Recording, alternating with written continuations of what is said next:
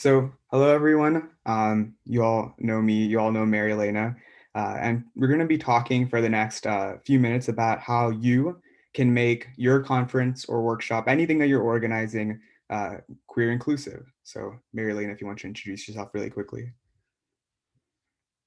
Hi, yes, I'm MaryLena. I'm a third year, going into my third year PhD student. I'm another queer and AI organizer.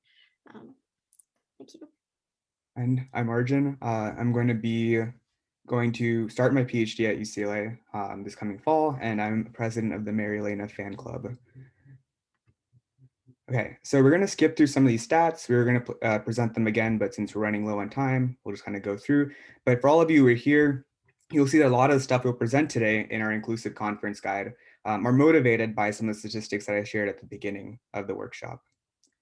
Okay, so some stuff about gender on registration forms. And I know that I think like both our speakers to some extent talked about this, especially like Leela talked about how reductive a lot of gender forms can be. So when you're asking for a participant's gender identity, it's often needlessly invasive and risks misrepresenting members of the queer community. Gender identity, for those of you who are not familiar, is how one experiences their gender, and it's very different from gender expression or sex assigned at birth. Gender expression is just kind of clothing, behavior, mannerisms that relate to gender, and sex assigned at birth is literally just kind of the label that they slap on you when you're born based on chromosomes like secondary sex characteristics, etc. Neither participants nor the conference usually benefit from organizers knowing the gender of individual participants. And if they do, that's kind of effed, like definitely kind of weird that they like benefit from knowing your individual gender. Sometimes like it's the equivalent to being asked like, what's your shoe size when ordering at a Starbucks? Like that would be I'd be very confused if I received that question at a Starbucks. So I definitely don't want to be asked like what my gender is at ICML of all places. So here is an example of if you want to collect gender still when you're organizing something, what not to do. So here we see a bunch of really interesting options. We see male, female, which are like very clearly kind of scientific like sex terms, and there's some for some reason distinguished from trans male, trans female. It's a drop down, so you can only choose like one option. There's gender queer, other, very othering, prefer not to answer. And this is actually like the registration form from NeurIPS, actually just a year ago. But we've been working very closely with the wonderful D&I chairs, Miro is here, to make this experience a lot better for conference goers. So some tips on gender collection done right. Make sure that when you ask this question, there's an explicit assurance of intent, confidentiality, and anonymity. Make sure to keep the question optional in all caps. Please use checkboxes for folks to indicate multiple genders. And avoid using male, female, as these are rooted in discriminatory scientific histories. Remember, and a number of times I see this, non-binary does not equal gender fluid. Please do not conflate the two in your forms. Never force individuals to label their gender, and always give participants space to describe their own identity. Do note that a lot of the gender options here are Western centric, and in the future we'll continue working to evolve these options to make it better for everyone who's filling out this form. Some things about pronouns. In English, many third person singular pronouns are gendered, and pronouns are not gender. That's a very important note. And they really should not serve as a proxy for gender for people who are organizing events. Cis people can use they, them. Non-binary people can use binary pronouns like he, him, she, her, and people can use multiple pronouns or no pronouns at all. That being said, pronouns can be intricately linked with one's gender identity. So it's very important to encourage the placement of pronouns, but again, not force people to put their pronouns on conference badges, Rocket Chat, etc., to minimize misgendering for everyone, not just trans and non-binary folks. And one of the ultimate purposes of pronouns that we see as organizers for queer and AI is to just facilitate gender affirming and respectful communication during conferences, just creating a very inclusive and gender affirming space for everyone. So some tips for doing pronouns right. Make sure to have at the top that you can indicate multiple pronouns. Please indicate that the data will only be collected for statistical purposes. It will be kept confidential, it's purely optional, and will be disassociated from your personal information. And please, please, please add a guide for pronoun usage, because pronouns are not something that people from all over the world might be familiar with. Especially since it's like, in English, like it's something that's very common. But a lot of other countries, like the language may not have gendered pronouns. So please use this guide. It also is a really good deterrent for people to not be hateful when they're filling this out. So here we have a lot of options. You can see they're all checkboxes, and please list a lot of options. We encourage you to put pronouns in other languages with third person singular gendered pronouns. Please have a prefer not to say option, and please have a specify your own option, as well as I don't use pronouns. And also it'd be nice if you can separate the pronouns on your conference badge that you'll be displaying publicly to the ones you submit to the conference. If, for example, you are not comfortable with disclosing your pronouns, but you'd like to put your, real pronouns down for the registration form, every conference course should be able to do that. Keep in mind that conference organizers should be ready to answer questions people might have about pronouns, as not everyone might be familiar with the practice. So I'm now going to hand it off to MaryLena to take the rest of the presentation. Great. Thank you so much, Arjun. So continuing on the registration form guidelines topic, we talked a little bit before about how in many cases, like in the medical industry, there's a very good reason to collect gender.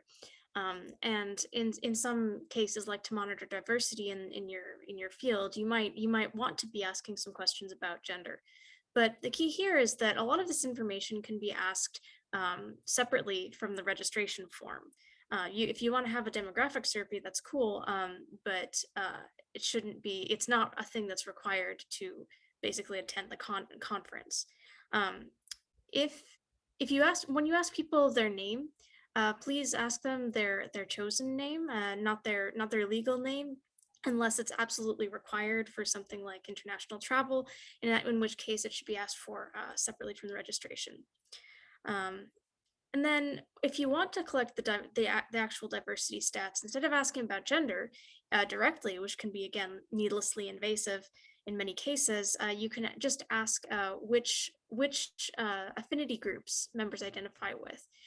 So if you want to know if someone is a member of the LGBTQ plus community, you can just ask about that directly instead of asking what is your sexual orientation or what is your gender.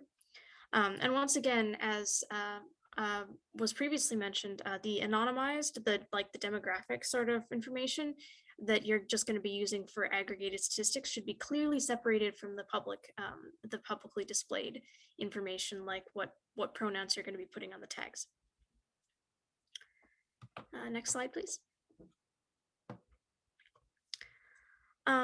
So one thing you should be aware of is to make sure that in the actual conference, we want to facilitate communication of like as was mentioned before, good communication in an inclusive environment that is good for everybody. And so we don't want to be banning terms like queer and lesbian, as has been as we've run into issues with this in the past. They shouldn't be tagged or flagged as overtly sexual content or anything, because they're not.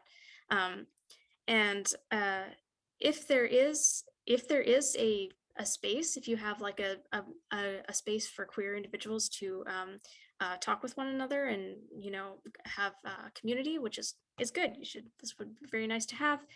Make sure, however, that that you keep the member list private, because being outed can be, as we've seen from some of the other talks, it can threaten the safety of the individuals, and unfortunately can be damaging to academic reputation and a lot of other things.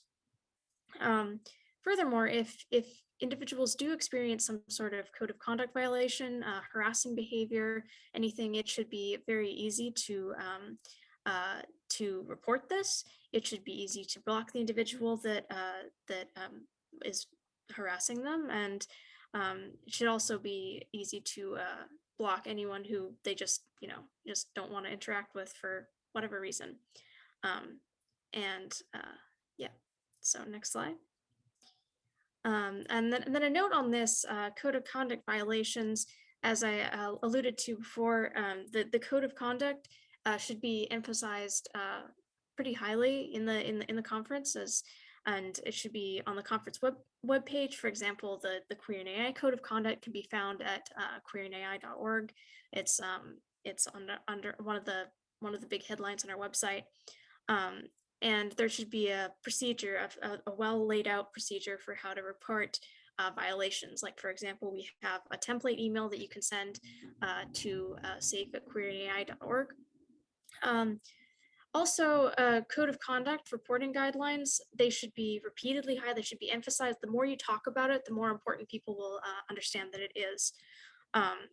And also, it's important to note that sometimes people will experience, you know, harassing behavior or some incident, and it won't hit them until later. Like sometimes you don't realize until like weeks later, oh, that was a thing that happened to me that wasn't that great, and you start processing it later. And so you should always have a person responsible for handling and processing those code of conduct violations even after the conference ends. There shouldn't be any sort of issue with reporting after a delay. And if someone does step up with a code of conduct violation, it should be handled very promptly, particularly if the person has already waited a long time after the conference to report. Next slide. Great. And so on a completely different note, as you recall in the demographic survey, a lot of the queer individuals that filled out the survey felt that there was a lack of community and role models in the LGBT community and in AI spaces. So we want to remedy that by facilitating networking between queer and trans individuals. Like the chat rooms and community spaces, all LGBT spaces should be like the guest list, the member list should be very private. We don't want to out anyone. We don't want to broadcast the fact that anyone is queer or trans. However, we also want to make sure that you don't just let anyone in, because then you get random person on the street who's a homophobe and just wants to like crash the space. I'm gonna say Joe the homophobe. I hope there's no one named Joe in this Zoom, but we want to protect against that sort of Zoom bombing, crashing, and letting people in who will leak other people's names and things like this. And then every precaution that you take, you should let the participants know so that they feel safe. They know how to calibrate their expectations and know how you handle these sorts of things.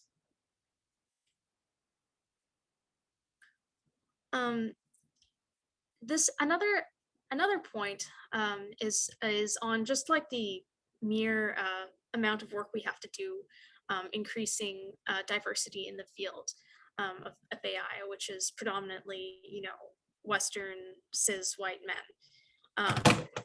So we vectors of oppression. This is a wording by Arjun, but vectors of oppression do intersect, and it's important to hire speakers of many different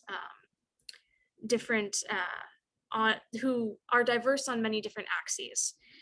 We want to invite queer folks from marginalized backgrounds, particularly people who have been marginalized even within the queer community, prioritizing these non-Western, non-cisgender, and people who are not male, as well as you prioritize hiring these people as keynote speakers and panelists. And the word hire is very intentional here. We always want to pay your speakers, pay your panelists. And as an example, Queer and AI as an organization pays $1,000 USD per hour.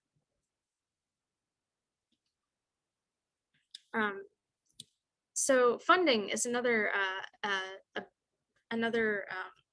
barrier of entry that many queer individuals might face to attending conferences and excelling in research.